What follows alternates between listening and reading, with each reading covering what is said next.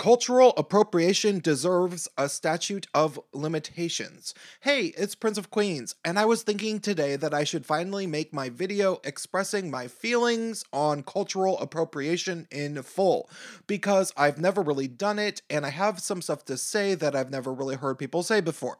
Short explanation: it's a stupid concept that only upper middle class white people or racial minorities that are often just overcompensating for their lack of cultural involvement with their ethnicity tend to care about. Most of my friends who are Black or Native American don't really give a shit if white people rap or buy tribal accessories at powwows to wear around, and the ones who do give a shit about such trivialities didn't care 5 years ago and only seem to care now because it's trendy.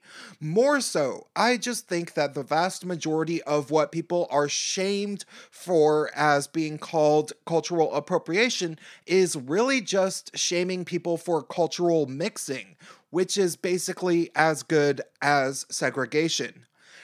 Is it disrespectful that Americans often use religious garb from various cultures as fashion accessories at Coachella, Burning Man, and in music videos or whatever?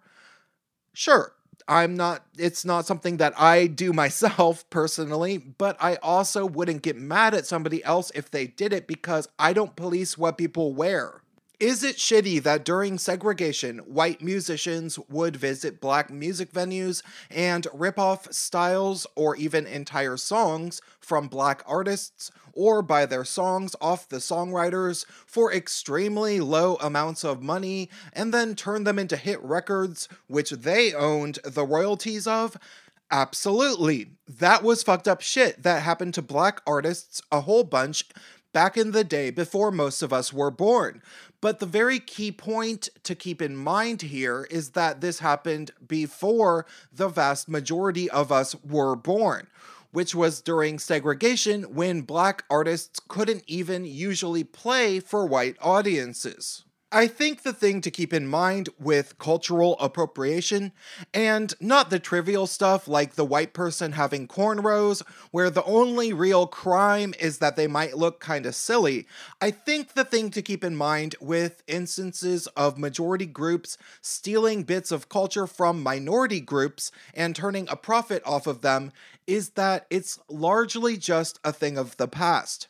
Now, I'm not saying that this type of thing never happens anymore at all, ever, because there are some similar things that happen, but they don't just happen to minority groups like Black people.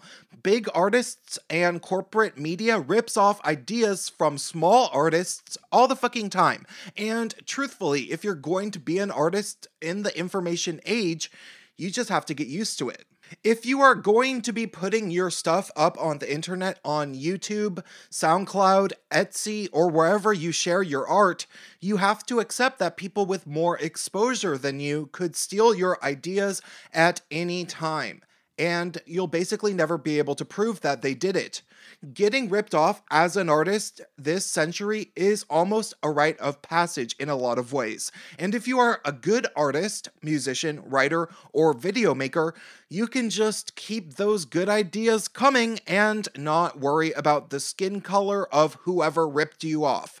If you have more good ideas, why don't you just keep putting them out? Eventually, you'll get noticed.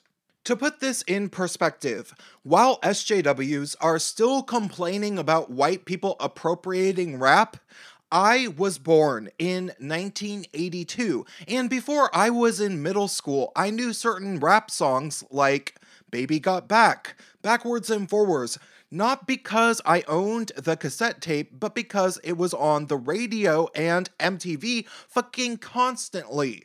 The entitlement and fucking nerve that Black SJWs have to this day to try to say that white people aren't allowed to rap or make R&B music when most white people well over 40 years old literally grew up with the same music on the radio and MTV in the 1980s, 90s, and 2000s is completely ridiculous.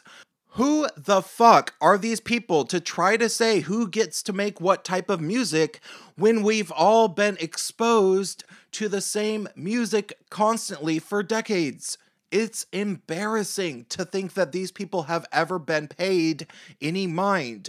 But of course, I suppose racial segregationists always look bad in retrospect. The fact that we are no longer living under segregation is a good thing, but some people will never be entirely comfortable with skin colors mixing with each other, so they'll tell people not to style their hair in similar ways, not to listen to similar music, not to wear similar clothes, eat similar food, and even they'll tell people not to use similar slang sometimes. I think that all of it is fucking idiotic for the most part, unless it has to do with a religion, which I can at least see the argument for. Still, other than having to do with religious appropriation, I think the statute of limitation on whether or not some bit of cultural appropriation is acceptable should at least be whether or not something has been in mainstream culture for a few years. Ultimately, as long as people are putting up music and culture on the internet, nobody can stop others from sharing this stuff.